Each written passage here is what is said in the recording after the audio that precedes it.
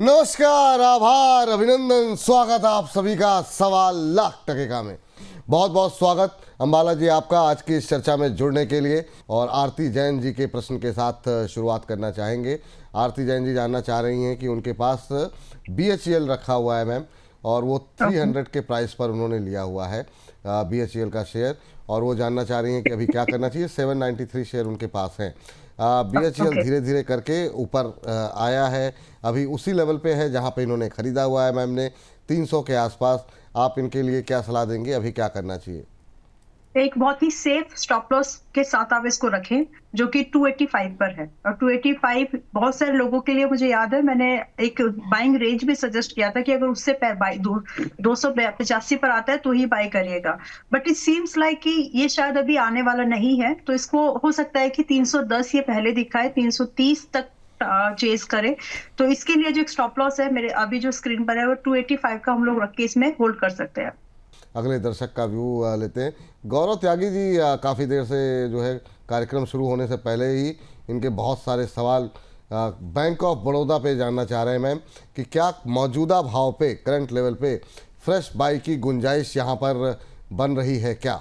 अभी अगर bank of Baroda पे एक नज़र डालें तो ये करीब 306 307 के बीच ट्रेड करता हुआ अच्छी रैली रही है PSU बैंक में मैम। सुबह भी हम लोग आपके जाने के बाद बातचीत थोड़ी सी हुई थी इसको लेकर के। एक महीने में 7-7.5% चला है। Bank of Baroda Yes. Current level पे कैसा लग रहा है मैम?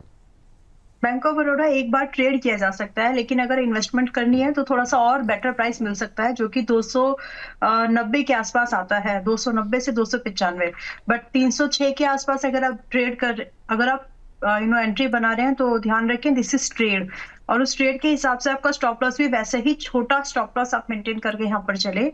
और मेरी नजर में 295 should be the more than enough stop loss, और स्विंग ट्रेड ही ट्रेड करें यहाँ पर, जिसमें कि आपको मैक्सिमम जो टारगेट दिखता है वो 312 रुपए से लेकर के लगभग 320 रुपए तक ही आपको जाते हुए दिख सकता है। So it's a trade.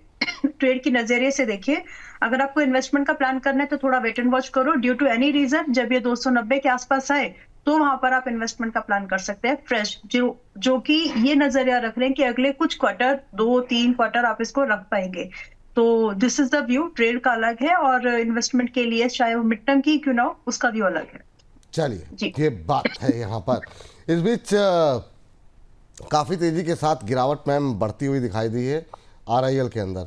आपको बता दें, अब Yes. 4% से ज़्यादा की गिरावट आती हुई RIL पे। और यहाँ पर ब्लूमबर्ग की एक रिपोर्ट आई है, उसको लेकर के थोड़ा सा कन्फ्यूज़न हुआ है, और उसके बाद ये गिरावट बढ़ती हुई दिखाई दे रही है। RIL ने रूसी कच्चे तेल की खरीद को लेकर के जो रिपोर्ट आई है उसको लेकर के उन्होंने कहा है कि ये, हालांकि ये रिपोर्ट सही नहीं है, लेकिन आपको बता दें कि इस खबर का असर ये हुआ कि जो है प्रेशर जो है RIL के शेयर में लगातार बढ़ता हुआ दिखाई दे रहा है, और अब 4.25% नीचे। ये तो और कितना नीचे, मतलब 1500 पे तो आ गया। क्या टिप्पणी रहेगी 50-60 मैम? पॉइंट और 50-60। देखिए, कारण बन जाते हैं, किसी ना कुछ भी होता है, लेकिन कुछ ना कुछ कारण ऐसे बन जाते हैं। अब रिपोर्ट आ गई है, जो भी हो गया, लेकिन अगर कुछ भी चीज थोड़ा सा ऐसा लग रहा है कि हाँ एक बेटर प्राइस होना चाहिए, ओवर वैल्यूड सा लग रहा है, तो रीजंस बन जाते हैं, हो जाते हैं, आ जाते हैं। बस पेशेंस रखने चाहिए। नाउ 1450 और 60 की जो रेंज है आएगी, 50-60 पॉइंट और दूर है, तो वहां पर एक फ्रेश इन्वेस्टमेंट का भी व्यू बनता है। तो अगर आप उस नैरेटिव से, उस थ्योरी से, जो रिलायंस के अराउंड मैंने इससे पहले भी आप लोगों को डिस्कस किया था कि अगर वैल्यू अनलॉकिंग होगी इसके बिजनेसेस के बारे में, तो वो सारी चीजों को मद्देनजर रखते हुए 1450 और 60 के बीच में एक फ्रेश एंट्री आप लोग देख सकते हैं। और आराम से जो रिटर्न है वो अच्छे खासे ही इसमें हम देख पाएंगे। तो यानी प्राइस चार्ट पर भी एक इंडेक्स जैसा रिटर्न हमको देखने को मिलेगा, और जो साल भर में जो भी डेवलपमेंट्स होंगी, अनलॉकिंग होगी, वैल्यू अनलॉकिंग जो होगी, उसका भी बेनिफिट मिलेगा। सो रिलायंस शेयर होल्डर बन के थोड़ा सा फायदा ही है, लेकिन डिस्काउंटेड प्राइस पर खरीदिए। थोड़ा कितना बताया मैम, किस रेट पे एंट्री के लिए बताया आपने? 1450 से लेकर के 1460। तो ये मोड जब भी आपको आ जाए, प्राइस अलर्ट लगाइए, यानी 1-2 दिन का आपको विंडो मिलेगा। ऐसा नहीं है कि आया और प्राइस चला गया। सो दिस इज द विंडो जिसमें कि आपको आराम से आपकी एंट्री मिल जाएंगी। 1450 1460 पे खरीदेंगे ज़्यादा बेहतर रहेगा। और जिनके पास है उनको कोई घबराने की जरूरत तो नहीं है ना?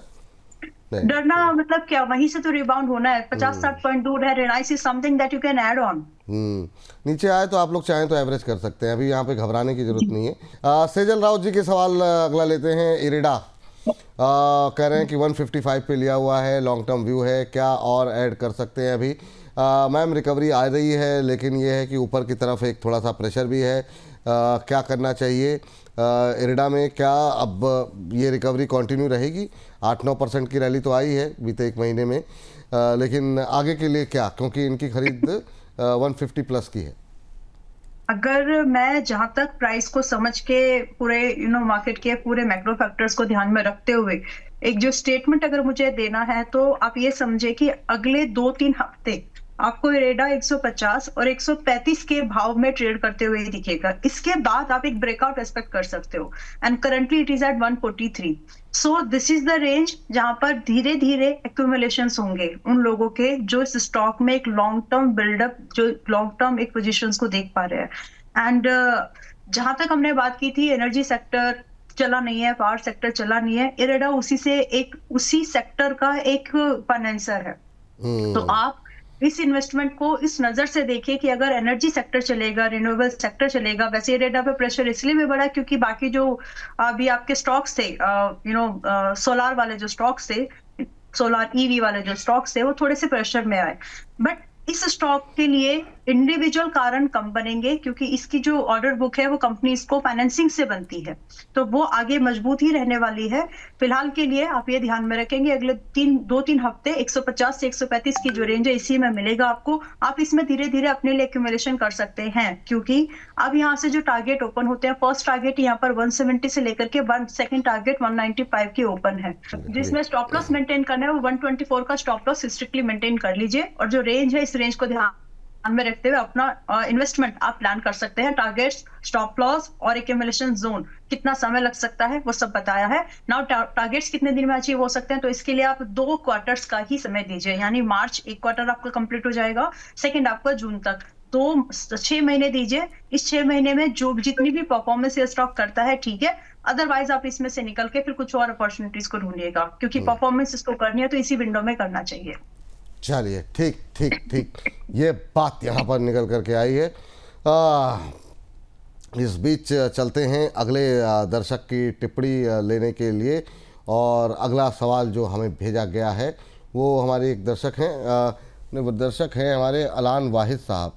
मैम वीएसटी को लेकर के जानना चाह रहे हैं, कह रहे हैं कि hi Ambala ma'am, what should I do on VST industries? I bought it when you gave call, now I should wait और एग्जिट। इन्होंने 258 पे लिया हुआ है मैम, 400 शेयर इन्होंने पास हैं, 8 रुपये के लॉस में हैं। अभी क्या करना चाहिए, क्या सलाह रहेगी आपकी इनके लिए? देखिए वीएसटी फिलहाल ठीक है, बॉटम बाइंग कर रहे हो आप और इसमें बहुत ज्यादा नुकसान है नहीं, तो अभी ना तो इसमें स्टॉप लॉस हुआ है ना ही टारगेट, और मेरा व्यू भी बदला नहीं है। तो जो आईटीसी था, गॉडफ्रे थे, ये सारे स्टॉक्स ऐसे थे जो ओवरबॉट थे, लेकिन ये इकलौता ऐसा स्टॉक था जो कि करंट कंडीशन में भी अंडर वैल्यूड था। तो आपने ठीक ठाक स्टॉक में आप हो फिलहाल, मेरे हिसाब से टारगेट स्टॉप लॉस के साथ होल्ड करिए। इसमें टारगेट की पॉसिबिलिटीज है 270 इज द फर्स्ट टारगेट, 290, और इसके बाद आप ट्रेल करके इसको आगे लेके जा सकते हैं। फिलहाल इट्स अ होल्ड, थोड़ी देर समय दीजिए इसको, मौका है कि ये चल जाएगा और अभी इसमें कुछ खराब नहीं हुआ इन माय ओपिनियन। जो न्यूज है, न्यूज से हम सब वाकिफ हैं कि जो सिगरेट्स वगैरह, जो सिन गुड्स के ऊपर जो जीएसटी और एक्स्ट्रा सेस जो बढ़ा है, उसका इम्पैक्ट की वजह से स्टॉक एक स्पाइक दिखा था हमको डाउन साइड के लिए, एक डिक्लाइन। तो फिलहाल 250 पर सस्टेन है। 234 का स्टॉप लॉस मेंटेन करिए क्योंकि हो सकता है तो आपका अगर इससे ज्यादा का नुकसान आपका नहीं होगा, लेकिन 270 एंड 295 के टारगेट के लिए आप फिलहाल आप इसको होल्ड कर सकते हैं। जुड़ चुके हैं हमारे अगले मेहमान विकास जी। विकास जी को नमस्कार। सर कैसे हैं? सब बढ़िया सर। विकास जी इधर लगातार आपसे बातचीत हो जा रही, बहुत अच्छा लग रहा है, बहुत बढ़िया। बताइए सर कैसे याद किया सर? कुछ बहुत अच्छा लगता है सर जी आपके साथ। Thank you. सर मेरे पास गोदावरी सर 300 शेयर है 265 के भाव पे। गोदावरी पावर के आपने 265 के भाव पे लिए, ठीक है सर। और कब तक होल्ड कर सकते हैं इसे आप? सर मैं इसको आप 6 महीने तक होल्ड कर सकता हूँ। और 6 महीने होल्ड कर सकते हैं। चलिए अच्छी बात यह है कि अब पावर के अंदर थोड़ी थोड़ी जान जो है वो आती हुई दिखाई दे रही है। ये भी लोअर लेवल से आज इंट्राडे में भी थोड़ी सी रिकवरी दिखा रहा है, हरे निशान में कोशिश करता हुआ जाने की। 50 पैसे जो है की गिरावट है। मैम इनकी खरीद से थोड़ी बहुत रिकवरी है, 5-6 महीने और होल्ड कर सकते हैं। 1 महीने में शानदार चल रही है, करीब 20% से ज़्यादा चला है। क्या करना चाहिए इनको? अभी होल्ड करना चाहिए, निकलना चाहिए, क्या करें? होल्ड कीजिए। 330 रुपए का पहला टारगेट एक्सपेक्ट करें और 370 रुपए का दूसरा टारगेट, और ये 6 महीने से पहले अगर हो जाए तो निकल जाइएगा सेकंड टारगेट। उसके बाद इसको होल्ड करने की जरूरत नहीं है, क्योंकि फिर वही होगा कि कूल ऑफ होगा प्राइस और वहीं आकर के ये फर्स्ट टारगेट के आसपास जाकर के टिक जाएगा। तो आप 6 महीने के नजरिए से इसको रखें, अभी भी होल्ड कर सकते हैं, लेकिन टारगेट अगर जल्दी हो जाए तो निकल जरूर जाइएगा। And this time I would suggest and request कि आप अपना स्टॉप लॉस 235 पर मेंटेन करके चलिएगा। इस बीच हमारे एक दर्शक हैं और पटेल क्रिएशन को लेकर के, मॉसचिप को लेकर के, अच्छा कल परसों में हम लोग शो कर रहे थे तो किसी के कमेंट भी आया था कि अब तो आपने बात करनी ही छोड़ दी मॉसचिप को लेकर के। नहीं सर, सवाल आते हैं, सारी चीज़ें डिस्कस होती है, कोई ऐसी कोई दुश्मनी तो है नहीं मॉसचिप के साथ। तो अभी मॉसचिप पे मैम क्या करें? 225 पे इन्होंने लिया हुआ है। अब थोड़ा सा प्रेशर यहाँ पर बढ़ता हुआ दिखाई दिया है। एक समय ये शेयर काफ़ी तूफ़ानी रफ्तार के साथ ऊपर जा रहा था, लेकिन अगर हम देखें तो ठीक ठाक करेक्शन यहाँ पर हायर लेवल से आ चुका है। आपका व्यू पॉइंट क्या है मैम? अभी क्या करना चाहिए? इनके पास 225 पे है। देखिए आप 225 ओके, ऑलरेडी आप थोड़े से तो लॉस पे है, बट इसके अराउंड एक चीज आप लोगों को समझना चाहिए कि फर्स्ट ऑफ जैन से जो सिल्वर की सप्लाई एंड बहुत सिलेक्टिव सप्लाई का एक एक ऑर्डर या फिर एक न्यूज मार्केट में है फ्रॉम द चाइना। एंड अगर ऐसा होता है तो जो भी कंपनीज को सिल्वर, कॉपर, ये सब प्रोडक्ट, स्पेसिफिकली सिल्वर जिनको लगता है, एल्यूमिनियम जिनको लगता है, उनके लिए प्रॉब्लम होने वाली है। And MosChip is one of such kind of company. In fact जो मॉड्यूल मैन्युफैक्चरिंग कंपनीज है, चिप मैन्युफैक्चरिंग जो कंपनीज हैं, उनके लिए ये एक बड़ी प्रॉब्लमेटिक कंडीशन क्रिएट होने वाले है, क्योंकि सप्लाई डिस्टर्ब हो जाएगी, उसकी वजह से प्रोडक्शन डिलेड होंगे एंड एक्सपेंसिव होंगे। तो ये जो सिचुएशन है, इसी को मार्केट जो है प्राइसिंग अभी कर रही है। अब ये कहां तक जा सकता है, that we need to analyse कि कहां तक ये गिर सकते हैं स्टॉक्स। तो मॉसचिप के अकॉर्डिंगली अगर हम देखें तो मुझे इसमें 195 एक बहुत ही कंफर्टेबली ऐसा प्राइस लगता है कि जहां पर फ्रेश बाइंग या फिर एवरेजिंग की जा सकती है। सो अगर आपका व्यू अगले कुछ क्वार्टर्स का है, एक बार आप इसका मौका जरूर दीजिए कि अगर ये 195 पर आए, थोड़ा बहुत एडिशन करने की गुंजाइश रखें, या फिर जो लोग खरीदने की विचार कर रहे हैं वो भी 195 के आसपास में खरीदने के बारे में सोच सकते हैं। ये सलाह जो है फिलहाल के लिए निकल करके आती हुई दिखाई दे रही है।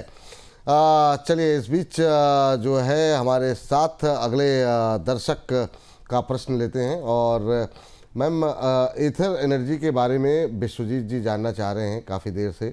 ईथर एनर्जी पे आज काफ़ी सारे सवाल भी मतलब व्हाट्सएप पे भी आए हुए हैं, कई जगहों पे आए हुए हैं। ईथर अगर हम देखें तो अभी जो है करीब 1.25% के आसपास चल रहा है, 700 के आसपास का भाव, 693। क्या करना चाहिए मैम ईथर पे? मतलब बात हुई थी, इधर लगातार हम लोग कर रहे हैं, लेकिन क्या दम दिखाई दे रहा है इसमें या नहीं अभी? अभी नहीं विपुल जी, इसको 620, 630 इस रेंज के आसपास ही ज्यादा अच्छा प्राइस है। तो अभी 693 पर है, 690 के राउंड फिगर में है, तो फिलहाल थोड़ा सा और वेट करेंगे तो 620-30 में आज नहीं तो कल 2-3 दिन के अंदर में आना चाहिए।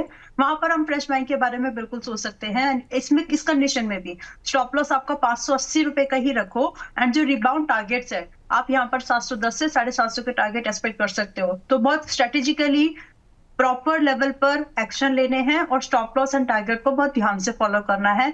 स्टॉप लॉस बहुत ध्यान से, क्योंकि जो ट्रेंड है ये बताना जरूरी है। जुलाई 2025 में ये स्टॉक 350 पे था, एक राउंड फिगर बता रही हूँ मैं आपको। और अभी जब हम यहाँ पर जनवरी या फिर अगले 6 महीने के बाद खड़े हैं तो ये डबल 100% के गेन से ज्यादा पर है।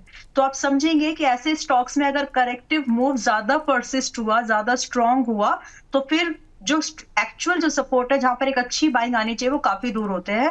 एंड सेकेंडली, जब प्राइस इस कंडीशन में, जब ये स्टॉक सेक्टर से काफी एक्सपेंसिव हो, तो इस मूव की एक्सपेक्टेशन रखना कोई बुरी बात नहीं होती, जायज है ये। तो आप अपने स्टॉप लॉसेस को जरूर इस तरह के स्टॉक्स में फॉलो करिए, मिस मत करिएगा अगर वो ट्रिगर्ड होते हैं तो। चलिए ये बात जो है निकल करके आई है यहाँ पर, और यहाँ पर चलते हैं अगले दर्शक के पास। और यहाँ पर मैम एक हमारे दर्शक हैं असगर अंसारी साहब, कह रहे हैं आवाज़ के जादूगर मेरे विपुल सर और अनुभवी अंबाला मैम को दिल की गहराइयों से प्रणाम। आपको भी हाथ जोड़ करके प्रणाम सर, थैंक यू। इतने अच्छे अच्छे एडजेक्टिव आप यूज़ करते हैं तो इसके लिए बहुत बहुत थैंक यू। और सुजलॉन पे लेकर के इनका सवाल है, इनके पास 1000 शेयर हैं और इन्होंने 52 पे लेकर के रखे हुए हैं। कह रहे हैं कि इसे कितने लंबे समय तक मुझे होल्ड करना चाहिए, तो क्या नज़रिया रहेगा मैम? अब तो रिजल्ट सीजन भी शुरू होने वाला है, उस पर भी निगाहें जो है रहेंगी सुजलॉन के। हालांकि रिजल्ट पिछली बार भी ठीक थे, लेकिन रेजिग्नेशन की बात जो हुई थी उसके बाद से शेयर में रिकवर नहीं कर पाया शेयर उस तरीके से। 1 रुपये इनकी खरीद से ऊपर है, क्या सलाह रहेगी आपकी, क्या करना चाहिए? इसको समय चाहिए बस, और रिजल्ट मुझे लगता है कि इस महीने, इस बार के भी जो क्वार्टर के रिजल्ट है वो अच्छे ही आएंगे। वेल रिजल्ट मतलब बेटर रिजल्ट रहेंगे इसके पिछले साल के रिजल्ट के कंपैरेटिवली, अगर हम इस पर्टिकुलर ड्यूरेशन का देखें तो Q3 के रिजल्ट होंगे। नाउ ये स्टॉक ऐसा आपने पहले ही पूछा है कि मैं कितने लंबे समय तक इसको होल्ड करूं, सो ये तो क्लियर है कि आप इसको होल्ड करना चाहते हैं, और करना भी चाहिए। या होल्डिंग लायक ही स्टॉक है, ये ट्रेडेबल स्टॉक अब नहीं है।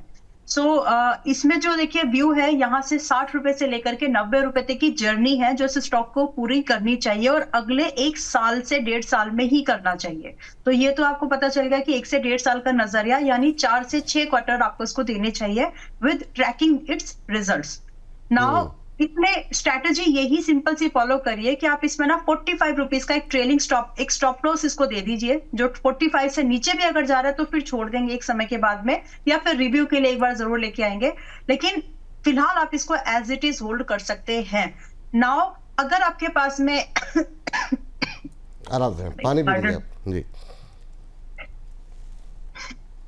जी, अगर आपके पास में थोड़ा बहुत प्रोविजन हो और ये स्टॉक बाय चांस 47 पर आ जाए तो वहां पर आप जरूर इसको थोड़ा सा एडिशन कर सकते हैं। अदरवाइज आप सुजलॉन को एज इट इज भी छोड़ेंगे तो कोई प्रॉब्लम नहीं है, बस समय दे दीजिए उसको। 45 का स्टॉप लॉस मेंटेन करना है, 47 पर आए 48 पर आए तो ही एडिशन करिए, उससे पहले एवरेज करने की भी जरूरत नहीं है जी। चलिए, ये बात यहाँ पर निकल करके आई है। और इन सब के बीच में हमारे उत्कर्ष चौधरी जी की तरफ से सवाल आया हुआ है, और उत्कर्ष चौधरी जी ने तो पूरा मतलब पोर्टफोलियो भेजा हुआ है, और हालांकि इसमें से 3 शेयर हम ले लेते हैं मैम इनके जी। और उत्कर्ष चौधरी जी कह रहे हैं कि विपुल सर मेरे पास IRFC है, SJVN है और PNB है, और इसके अलावा और भी है फिजिक्स वाला, और हाँ PNB Punjab national bank. IRFC इन्होंने मैम 71 पे लिया हुआ है। ये कब लिया हुआ है सर? मतलब लोग परेशान है कि उनके भाव नहीं आ रहे। 71 पे लिया हुआ है। SJVN इन्होंने 25 रुपीज़ पे लिया हुआ है। अरे बाप रे बाप। और सर ये जरा ये बताइए, मैं उल्टा तो नहीं पढ़ रहा हूँ? नहीं, मुझे लग रहा है मैं उल्टा पढ़ रहा हूँ। IRFC इन्होंने 71 शेयर हैं, इनके बाद 112 रुपये 98 पैसे पे हैं, 112.8। SJVN इन्होंने 78.70 पे लिए हुए हैं। सर एट द रेट आपने उल्टा लगा दिया है। और PNB इन्होंने लिया हुआ है 125.90। तो अच्छी बात यह है कि कम से कम ज़्यादातर शेयरों में ये प्रॉफिट में ही है। एक PNB को छोड़ दिया जाए, PNB पे ब्रेक इवन पे हैं, लेकिन IRFC और SJVN पे प्रॉफिट में है। अभी क्या करना चाहिए? SJVN ने काफ़ी धमाकेदार रैली दिखाई 2 दिन के अंदर, आज प्रॉफिट बुकिंग है, और IRFC में भी रिकवरी के बाद थोड़ा सुस्ता रहा है। तो इन तीनों पे काफ़ी भर के सवाल भी हैं। आपकी टिप्पणी क्या रहेगी मैम? क्या करना चाहिए इनको? मैं इसको ना दोनों लोगों के हिसाब से, मतलब दोनों पॉइंट ऑफ व्यू से डिस्कस करेंगे कि जो है वो होल्ड करें या नहीं, या फिर जो खरीदने का विचार कर रहे हैं वो करे, कब खरीदे। तो IRFC देखिए 121 122 में खरीदने लायक फिर से बनेगा, और अभी 127 के आसपास में है। तो इसमें अगर किसी को एवरेज करना है, नई फ्रेश बाइंग करनी है, 122 121 का वेट कर लीजिए। फिर से इसमें एक अपसाइड की मूवमेंट सपोर्ट से वापस से शुरू हो जाएगी, क्योंकि जो ट्रेंड है वो बरकरार रहेगा बॉटम बाइंग की वजह से। नाउ SJVN लगभग 80 से 81 रुपए में आ जाए, अभी 84 के आसपास है, तब वहां पर फ्रेश बाइंग कर सकते हैं। और अभी जो पहले से बने हुए हैं, अगर आपका नजरिया कम से कम 6 महीने से ऊपर के इन दोनों स्टॉक्स में, तो आपको एवरेज की भी जरूरत नहीं है। आपके ऐसे ही आपके जो एग्जिट है वो प्रॉफिटेबल बनने के बहुत ज्यादा चांसेस है, और अच्छे खासे प्रॉफिट, जिसमें कि और PNB जो है फ्रेश बाइंग के लिए आज ठीक ठाक ही लग रहा है। किसी को अगर बाइंग कंसीडर करनी है तो वैसे तो मैं 122 रुपए 121 का वेट करना चाहती हूँ, लेकिन अगर आपका नजरिया 6 महीने तक का है और आप एग्जीक्यूशंस आप जो है ठीक ठाक कर लेते हैं, यानी अगर स्टॉप लॉस वगैरह हिट होता है तो आप उसको प्रायोरिटी पर आप उनको एग्जिट भी कर लेते हैं, तो उस कंडीशन में आप पीएनबी को भी आज की डेट में कंसीडर कर सकते हैं for the targets of 135 and 145। ये दो टारगेट के लिए पीएनबी को फ्रेश बाइंग के लिए आज के प्राइस पर कंसीडर किया जा सकता है। एसजेवीएन में वेट करिए, और एसजेवीएन के जो टारगेट लगभग बनेंगे, यहाँ से पहला टारगेट यहाँ पर आपको 95 से फिर 110 के दो टारगेट्स आप एसजीएवन में आराम से देख पाएंगे। इसके बाद भी मूवमेंट रुक जाएगा ऐसा नहीं बोल रही हूँ, 6 महीने के समय में शायद ये थोड़ा सा और 10-15% और वहां से निकल जाए। एंड सिमिलरली आईआरएफसी, तो दोनों स्टॉक्स, तीनों स्टॉक्स फॉर दैट मैटर अच्छे खासे प्राइस पर हैं, जो है वो बने रहे। बाकी जिनको बाइंग करनी है फ्रेश, उनके लिए लेवल सजेस्ट किया है। ठीक, ये बात यहाँ पर निकल के आई है। और अगली टिप्पणी के लिए चलते हैं। अगली दर्शक हमारे साथ सोनल जी जुड़ चुकी हैं कोलकाता से। सोनल जी को नमस्कार। सोनल जी नमस्कार। सोनम जी नमस्कार। लगता है आवाज़ नहीं पहुंच रही है, एक बार जरा उनको दोबारा कनेक्ट करने की कोशिश कीजिए। तब तक हमारा सवाल जो है स्क्रीन पर लेकर के आ जाइए, तब तक हम उनका सवाल जो है डिस्कस कर लेते हैं सोनम जी से और बात करने की कोशिश करते हैं। अगर बात हो गई तो अच्छी बात है। कोलकाता से हैं सोनम जी ने सवाल भेजा है मैम डेंटा वाटर को लेकर के। डेंटा वाटर के 150 शेयर इनके पास पड़े हुए हैं और ये इन्होंने 425 पे लिए हुए हैं। अभी काफ़ी लॉस में बैठी हुई हैं और क्या करें अभी?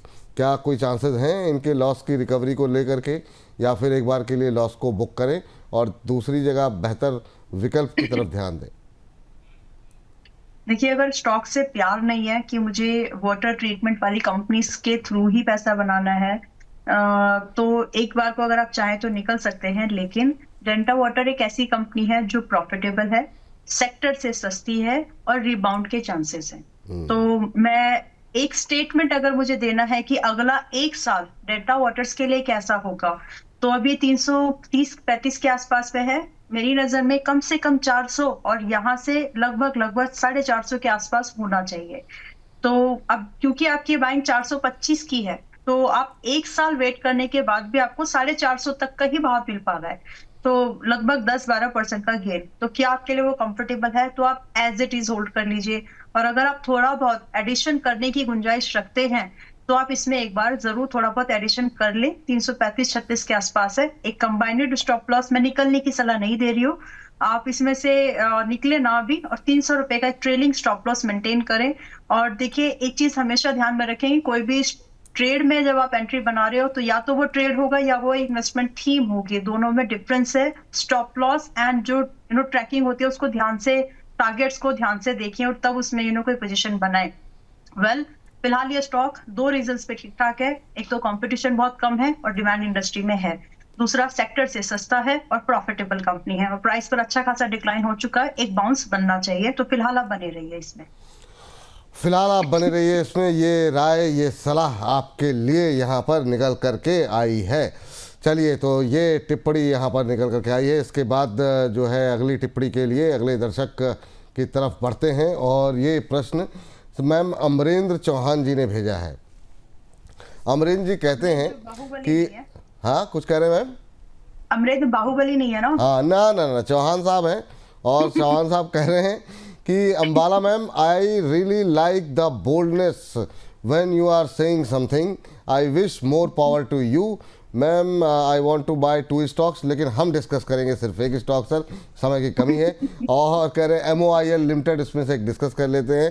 कह रहे हैं कि क्या मैं लॉन्ग टर्म के लिए इसको अपने कोर पोर्टफोलियो में रख सकता हूं? तो MOIL को लेकर के अमरेंद्र जी को क्या उनको अपने पोर्टफोलियो में रखना चाहिए? क्या टिप्पणी रहेगी इसको लेकर के? MOIL पे आपकी टिप्पणी। देखिए, पोर्टफोलियो का मतलब होता है कि आप सालों साल एक ऐसा चीज खरीद रहे हैं जो आप अपने बच्चों को देके जाने वाले हैं। सो सबसे पहले, first of all, thank you for your feedback and I try to be very polite and kind, but पता नहीं आपने बोल्ड बोला है कि मैं, बट यस, जो एक ओपिनियन होती है मैं उसको अनबायस्ड वे में रखने की कोशिश करती हूँ, तो शायद थोड़ा सा वो साउंड वैसा करता होगा, but I am a very kind person. Well, नहीं, वो तो रचित जी भी कहते हैं बहुत डर लगता है मैम, एकदम बहुत गुस्से में बोल देती हैं। नो, मैं गुस्से में नहीं बोलती। अब ठीक है, खैर, मैं गुस्से में तो नहीं बोल, खैर देखिए MOIL जो एक ऐसी कंपनी है जो कि आप सालों साल रख के बच्चों को नहीं दे सकते। It's not that kind of movement आएगा, मूवमेंट में बुक करिए, फिर से कुछ डिक्लाइन आएगा, फिर से एंट्री करिए, और ये सब चीजों को ना 1 डेढ़ साल 2 साल लेता है ये। सो फिलहाल अब हम क्या इसमें देख पा रहे हैं कि अगले, मैं इसको एक ना आपको समझाना चाहूंगी क्यों।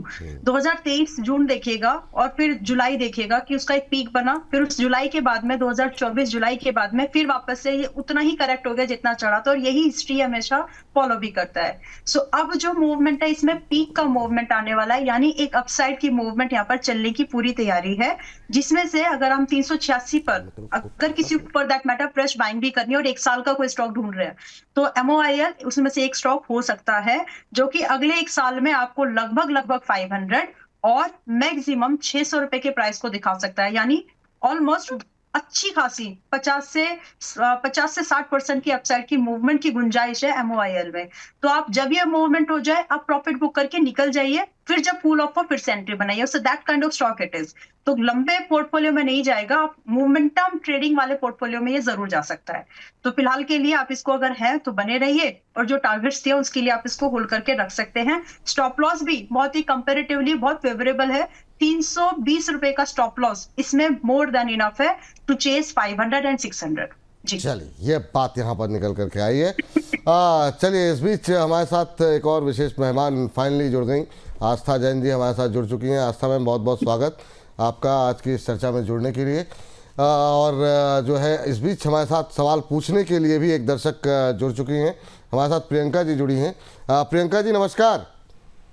हाँ, नमस्ते विपुल जी। नमस्ते प्रियंका जी, कैसी हैं आप? हाँ, मैं तो बढ़िया हूँ। अम्बाला जी का शो आपके साथ बहुत अच्छा लगता है हमें। अरे thank you ma'am, thank you, बहुत बहुत धन्यवाद। हाँ। और कैसे लग रहे हैं हमारे प्रोग्राम्स आपको मैम? बहुत अच्छे हैं, हम 4-5 मंथ से लगातार देख रहे हैं आपका प्रोग्राम। थैंक यू, बहुत मजा आ रहा है। चलिए मैम, ऐसे ही आप लोगों को आनंद आता रहे और आपके पोर्टफोलियो भी जगमगाता रहे, यही कामना है हमारी। और अपने बाकी दोस्तों को भी बताइएगा कि ज़्यादा से ज़्यादा बोनस को सब्सक्राइब करें, बोनस के साथ जुड़ें। आज बताइए कैसे याद किया, क्या सवाल है आपका? जी सर, मेरे पास PNC इंफ्रा का 50 शेयर्स हैं 370 के प्राइस पे। 370 पे ले रखा है आपने? जी सर, पहले का लिया है। अच्छा, तो आपने कोई स्टॉप लॉस नहीं लगाया मैम? है नहीं सर, उस टाइम मुझे इतनी नॉलेज नहीं थी। तो चलिए, अभी तो काफ़ी ज़्यादा लॉस में है। अब आपको अगर निकलना भी हो तो कहाँ, मतलब इस अभी करंट भाव पे तो आप निकल भी नहीं सकती हैं। आस्था मैम से पूछ लेते हैं आपकी प्रश्न का उत्तर। आस्था मैम, आप अगर उत्तर देना चाहें तो इस पर PNC इंफ्राटेक इन्होंने 370 पर लिया हुआ है, और ये आपकी राय क्या रहेगी? 248 के आसपास चल रहा है, ठीक ठाक करेक्शन यहाँ पर आ चुका है, क्या राय रहेगी आपकी? जी बिल्कुल। Good afternoon to everyone. देखिए, PNC इंफ्रा की बात करें तो ये स्टॉक अभी तो बहुत ज्यादा डाउनफॉल दिखा चुका है, और मेरे हिसाब से ये जो डाउनफॉल है ये थोड़ा सा फर्दर और एक्सटेंड हो सकता है। एक इम्पॉर्टेंट सपोर्ट ये लेने की कोशिश कर रहा है जो कि अराउंड दी लेवल ऑफ, हम बोल सकते हैं 240 पे है। तो मैम, अगर इसने 240 का ये सपोर्ट पकड़ लिया तो मेरे हिसाब से फिर एक कोशिश करेगा ये ऊपरी स्तरों पे जाने की। तो अभी आप एक बार वेट कर लीजिए, क्योंकि यहाँ से बहुत ज्यादा डाउनसाइड का मैं आपको लेवल दे नहीं रही हूँ। तो आप लगा लीजिए एक स्टॉप लॉस 235 या 230 का, और अपनी पोजीशन को होल्ड करें। मेरे हिसाब से 240 से नीचे की जाने की संभावना कम है। दूसरी तरफ देखें तो नतीजों का भी अभी सीजन का आगाज होने वाला है। कुछ नतीजों में अच्छा आया, hopefully, let's pray for it, तो डेफिनेटली ये वापस से तेजी में होगा। अभी आप मैम बने रहे 235 के स्टॉप लॉस के साथ, में जरूर ध्यान रखें। एक बार अगर इसने 270 का लेवल पार किया तो बहुत अच्छी तेजी में आएगा। अभी थोड़ा सा दूर है, लेकिन 270 के ऊपर गया तो बिल्कुल ये फिर 300 तक के लेवल, 325 तक तो जाने की पूरी कोशिश करेगा। बने रहने की सलाह रहेगी इस काउंटर में। बने रहने की सलाह रहेगी इस शेयर को लेकर के, ये राय फिलहाल के लिए निकल करके आई है। और इस बीच जो है अगली टिप्पणी जो है सुमन घोष जी हैं। सुमन घोष जी कह रही हैं, सर अशोक लेलैंड में प्रॉफिट बुक करें या होल्ड करें? अंबाला मैम, क्या व्यू रहेगा? और अंबाला मैम, चूँकि आपके घर में भी काफ़ी जो है समस्याएं हैं, तो मैं चाहूँगा कि जब भी आपको लगे तो आप मुझे बता दीजिएगा कि क्या निर्णय लेना है आपको। मैम बताइए, अशोक लेलैंड में अभी क्या करना चाहिए? प्रॉफिट बुक करना चाहिए या फिर अभी होल्ड करना चाहिए? It's time to book profit, क्योंकि अभी 186 पर है and it is very likely 170 175 की रेंज में आएगा। तो आपकी बाइंग के ऊपर अब आपका डिपेंडेंसी है कि आपकी बाइंग अगर 140 से नीचे की है तो आप पुल बैक वगैरह में थोड़ा बहुत आप सस्टेन करके वापस नई हाई का वेट कर सकते हो। बट अगर आपकी बाइंग 140 के ऊपर की है, strongly I would say this is the time to secure your profit. ठीक, ये बात जो है निकल के आई है अशोक लेन को। अभी खरीदने का टाइम तो नहीं है ना मैम? नहीं 170 175 से पहले तो बिल्कुल नहीं, टाइम लगेगा। अभी नई फ्रेश बाइंग के लिए इसको टाइम लगेगा। बहुत अच्छा परफॉर्मेंस दिया है। Now this is the time जहां पर प्रॉफिट बुकिंग को होने देना चाहिए, उसमें जंप इन ना करते हुए फ्रेश बाइंग के लिए वेट करो। 177 इज वेरी गुड प्राइस, 175 इस काइंड ऑफ थोड़ा सा और नीचे सस्ता मिले तो अच्छा रहेगा। तो 177 की तैयारी में, 170 की तैयारी में रहना चाहिए बाइंग के लिए। चलिए ठीक है, ये बात यहाँ पर निकल के आई है। और वैभव साहू जी हिंदुस्तान जिंक के बारे में जानना चाह रहे हैं। 602 पे इन्होंने बाय किया हुआ है। आस्था मैम, ज़रा हिंदुस्तान जिंक देखिएगा, क्या व्यू लग रहा है आपको? और अभी 602 पे लिया है, 640 के आसपास है, तो क्या प्रॉफिट बुक करें या कोई ट्रेलिंग स्टॉप लॉस लगा के वेट करें? आपका व्यू क्या रहेगा? और तब तक अंबाला मैम आप वेदांता और कॉपर देख लीजिएगा। काफ़ी क्वेरीज हैं, तो बिना किसी का नाम मेंशन किए इन दोनों पे जो है, हालांकि वेदांता को लेकर के हमारे जाम कोडरमा से हमारे एक जो दर्शक हैं वो लगातार सवाल कर रहे हैं, दिलीप जी, तो उनका खरीद का भाव 405 है, तो वो आप देख करके रखिएगा। तो वेदांता को अच्छा प्रॉफिट हो रहा है उन्हें। लेकिन मैम आपके लिए हिंदुस्तान जिंक, आस्था जी। जी बिल्कुल, हिंदुस्तान जिंक की अगर हम बात करें तो मुझे ऐसा लगता है कि ये जो काउंटर है इसमें अभी भी तेजी बाकी है। अगर ये थोड़ा लंबा वेट कर सकते हैं तो मैं होल्ड करने की ही सलाह दूंगी इस काउंटर पे, क्योंकि जो नेक्स्ट लेवल जिसके लिए मुझे लगता है कि अब ये तैयार हो रहा है, ये तकरीबन हमें देखने को मिलेगा 700 से 710 के आसपास। तो मुझे तो पसंद आ रहा है हिंदुस्तान जिंक, और मेरे हिसाब से अभी भी इसमें थोड़ा अपसाइड रूम बाकी है। होल्ड करने की सलाह है। स्टॉप लॉस एक मेंटेन जरूर कर लें, चाहे से तो अपनी कॉस्ट प्राइस का ही स्टॉप लॉस मेंटेन कर लें, ताकि किसी भी वजह से अगर डाउन साइड आता है तो भी एटलीस्ट ये नो लॉस नो प्रॉफिट की सिचुएशन में जरूर रहेंगे। तो कॉस्ट प्राइस के स्टॉप लॉस के साथ होल्ड करने की सलाह है 700 तक के लक्ष्य के लिए। चलिए ठीक है, तो ये बात है हिंदुस्तान जिंक को लेकर के।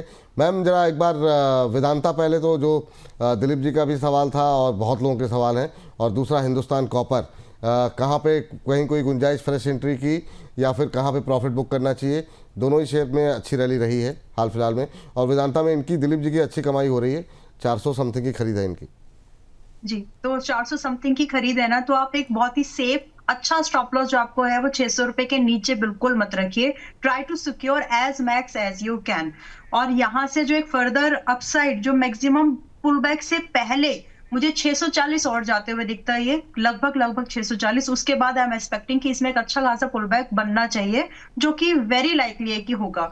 सो आप 640 पहले आए या फिर 600, दोनों में से जो पहले आए प्लीज आप उसके हिसाब से आप अपने एग्जिट को प्लान कर लीजिए, क्योंकि आपका प्रॉफिट है। इनफैक्ट फ्रेश बाइंग के लिए मेरी सलाह अभी नहीं है। अब ये टाइम ऐसा है जहां पर आपको मेटल्स के स्पेसिफिक स्टॉक्स में ही एंट्री लेनी चाहिए, जो अच्छा खासा रनअप कर चुके हैं। उन स्टॉक्स को अच्छा थोड़ा बहुत कूल ऑफ होने दो, 10 से 20% के मूवमेंट को करेक्ट होने दीजिए, तब कोई फ्रेश एंट्री के बारे में बनाइए। क्योंकि हम 1 साल के ट्रेंड की बात कर रहे हैं, 1.5 साल के ट्रेंड की बात कर रहे हैं, तो स्टॉक्स में कूल ऑफ होना बहुत जायज है, लाजमी है, होगा भी। तो आप वेट करो पेशेंस के साथ में। तो ये हो गया बीडीएल के बारे में। जी जी, क्योंकि ये रैली जो है 1-1.5 साल चलेगी, तो आप अपनी एंट्री को बहुत सावधानी से अच्छी बनाने की कोशिश करिए, अदरवाइज महंगे में फंस जाएंगे फिर आप। हिंदुस्तान कॉपर भी अभी 565 पर है। मैं यही सजेस्ट करूंगी कि अगर आप हो तो या तो देखिए, टॉप पर हमेशा बेचना बहुत मुश्किल होता है, बहुत रेयर केस में ऐसा हो जाता है, लेकिन हर बार नहीं होता। तो आप अगर टॉप पर बेचने की कोशिश करें और हमेशा बॉटम पर बाइंग करने की कोशिश कर रहे हैं, तो आप कई बार गलती खा जाएंगे। तो एक जनरल एक स्ट्रेटेजी बना लीजिए कि एक स्टॉक जो बहुत अच्छा चला है, ओवर बॉट कंडीशन में आ गया है, तो वहां पर ट्रेलिंग का यूज करिए। ट्रेलिंग उस समय करिए जब आपको लग रहा है कि इंडस्ट्री में कुछ मैक्रो फैक्टर्स मजबूती से सपोर्ट कर रहे हैं, जो कि मेटल्स में कर रहे हैं अभी।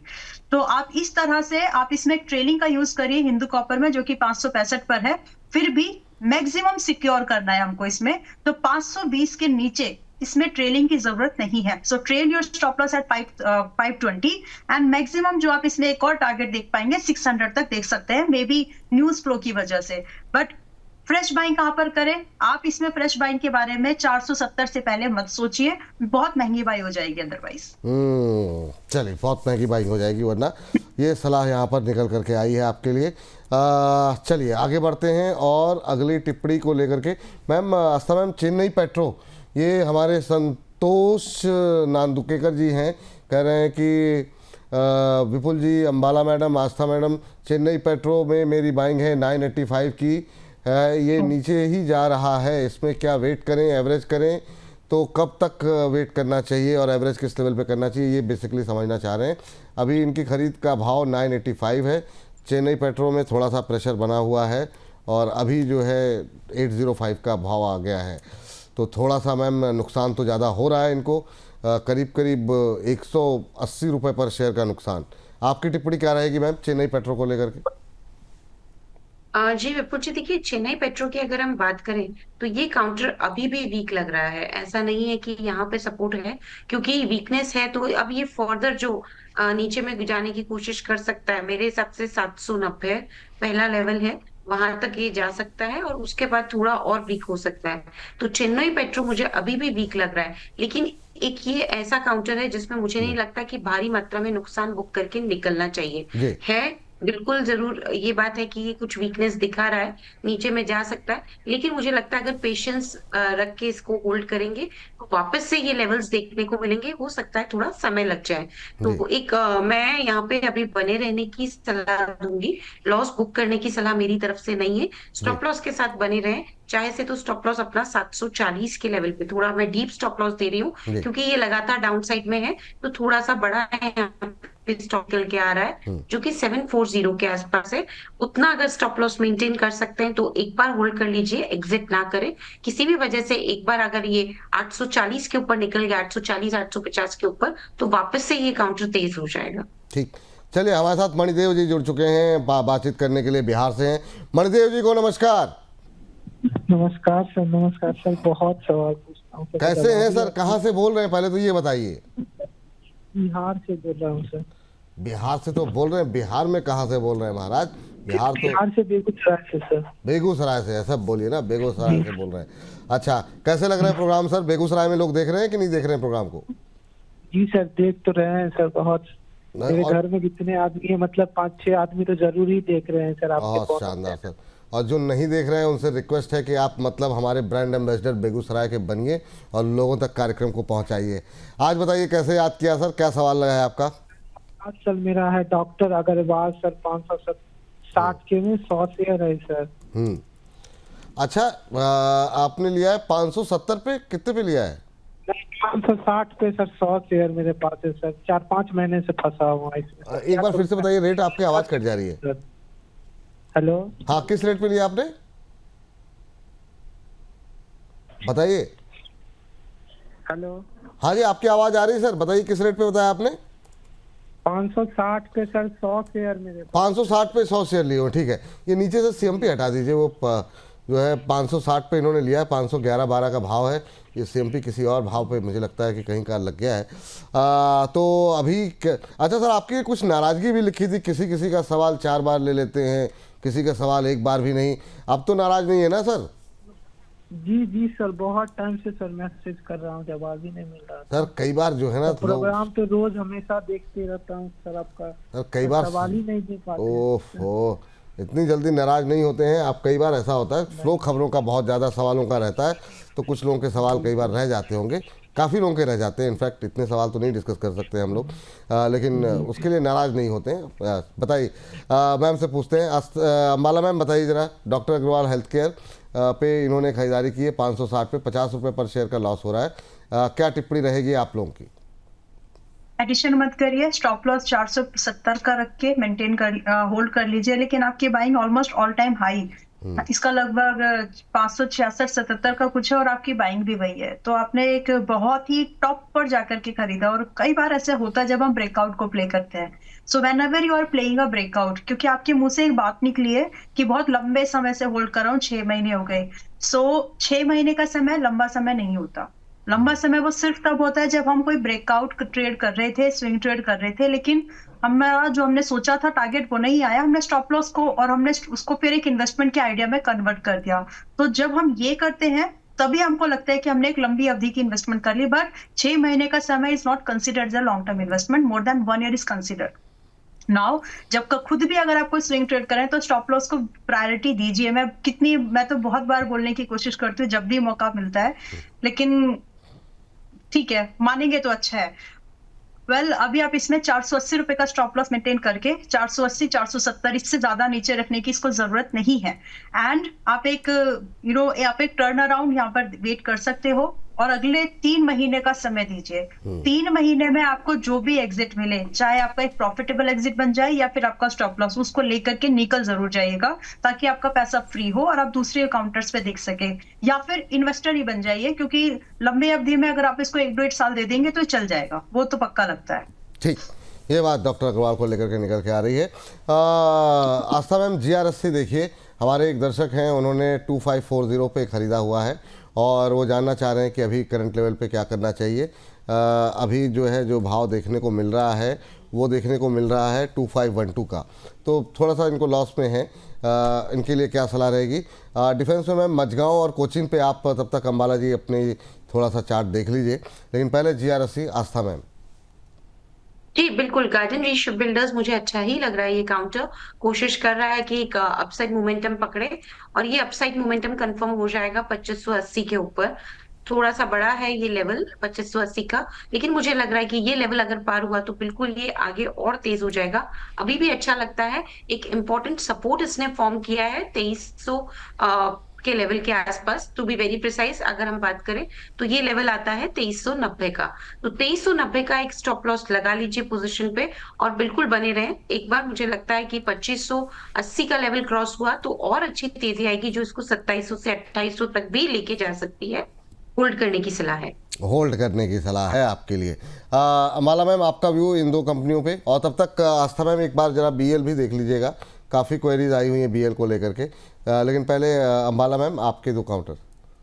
आपने मुझे BDL दिया था, राइट? जी मैम, मैंने आपको BDL और मझगांव दिया हुआ है। ओके, तो BDL अभी 1537 पर है, 1537 पर है, बायेबल है। तो यहाँ से एक अपसाइड की सेकंड टारगेट जो हम लोगों ने डिस्कस किया था 1520 एक पहला था, वो हो गया, बट अभी यहाँ पर हम फिर से सेकंड टारगेट के लिए क्लोज टू 1610 का सेकंड टारगेट है जिसका वेट कर सकते हैं। जिसको फ्रेश बाइंग करनी है उनका फर्स्ट होगा टारगेट, एंड उसके बाद में हम लगभग 1750 के टारगेट के लिए इसमें एंट्री बना सकते हैं।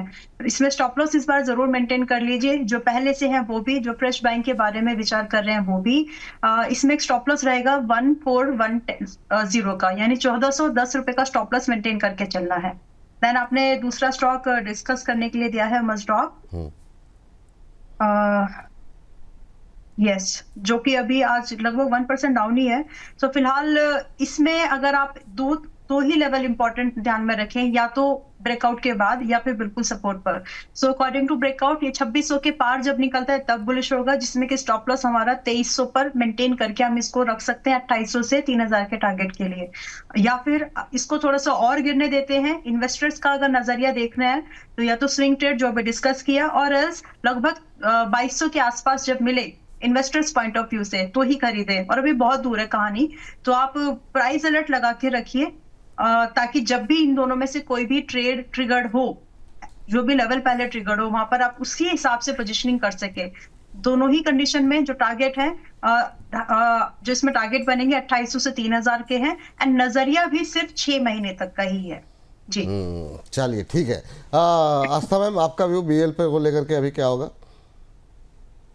जी बिल्कुल, BEL की अगर हम बात करें तो मेरे हिसाब से भारत इलेक्ट्रॉनिक्स एक ऐसा काउंटर है जो काफी बढ़िया मूव हमें लास्ट के कुछ दिनों में दिखा रहा है। आज थोड़ा सा एक रिलैक्स हो रहा है, बट स्टिल ये मूव मुझे अपसाइड का ही लग रहा है। तो थोड़ा सा अगर फॉल भी आता है तो खरीदारी का मन बना सकते हैं। 413 के आसपास चल रहा है। इन एनी केस अगर फॉल आके 410 से 405 के जोन में आता है तो बिल्कुल इसमें खरीदारी का मन बनाए। स्टॉप लॉस इसमें जो रखा जाएगा वो लगभग 380 का रहेगा, और जो टारगेट्स इसमें देखने को मिलेंगे वो मुझे लगता है कि यहाँ पे आराम से 435 तक के टारगेट्स देखे जा सकते हैं। तो थोड़ी गिरावट 405 410 के जोन में यहाँ पे बिल्कुल खरीदारी के मौके तलाशे जा सकते हैं। जी, चलिए इस बीच माला मैम बहुत बहुत शुक्रिया, बहुत बहुत थैंक यू आपका आज की इस चर्चा में जुड़ने के लिए, अपना समय देने के लिए। कोई डिस्क्लोजर आपकी तरफ से? Thank you so much Vipul ji having me here. And बहुत सारे स्टॉक्स आज भी डिस्कस हुए हैं, कॉमन स्टॉक्स हैं जो रेगुलरली पोर्टफोलियोज में, इन्वेस्टमेंट आइडियाज में हमारे मेंबर्स के पास भी ऑन रेगुलर बेसिस शेयर होते हैं। So that's the disclosure. Other than that, considering my portfolio, ऐसा कोई स्टॉक नहीं था जो मेरे पर्सनल पोर्टफोलियो में है और मैंने उसकी रिकमेंडेशन यहाँ पर दी हो। However, trading and investment are subject to market risk. समझते हुए काम कीजिए। Thank you so much. बहुत बहुत धन्यवाद इस बात के लिए मैम, जितनी क्राइसिस में आपने वक्त निकाला और जो आप खुद प्रॉब्लम में इस समय फंसी हुई थी, और उसके लिए बहुत बहुत